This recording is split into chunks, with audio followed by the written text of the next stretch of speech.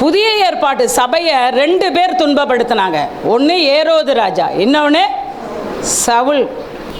சவுல் மூலமாகவும் சபையில் ஒருத்தர் கொலை செய்யப்பட்டாச்சு, ஏரோது மூலமாகவும் சபையில் ஒருத்தர் கொலை செய்யப்பட்டாச்சு. ஏரோத ஆண்டவர் அடித்து புழுக்க வைத்தார். சவுலை தேவன் சந்தித்து சபைக்கு அஸ்திபாரமாய் மாற்றினார். இதாங்க தேவனுடைய மகத்துவம். புரிந்து கொள்ளுங்க. 2 பேருமே சபையை தானே துன்பப்படுத்தினாங்க. 2 பேர் மூலமாகவும் சபையில் ஒருத்தங்க ரத்த சாட்சியா மறிச்சிருக்கிறாங்கல்ல. ஆனால் ஆண்டவர் ஏரோதை என்ன செய்யலை? ரட்சிக்கலை.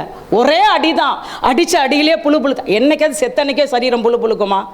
ஆண்டவர் அடித்தார்னா அப்படி தான் இருக்கும். ஆனால் சவுலை தேவன் அடித்தார். எப்படி அடித்தார்? கண்ணு தெரியாமாக்குனார். ஆனால் சபைக்கு அஸ்திபாரமாக, துன்பப்படுத்தின சபைக்கு அப்போஸ்தலனாக, புதிய ஏற்பாட்டில் இயேசுவுக்கு அப்புறம் ஹீரோவாக 14 நிருபங்களை எழுத வைத்து தேவன் சவுலை பவுலாக மாற்றினார். இதாங்க தேவனுடைய மகத்துவ செயல்.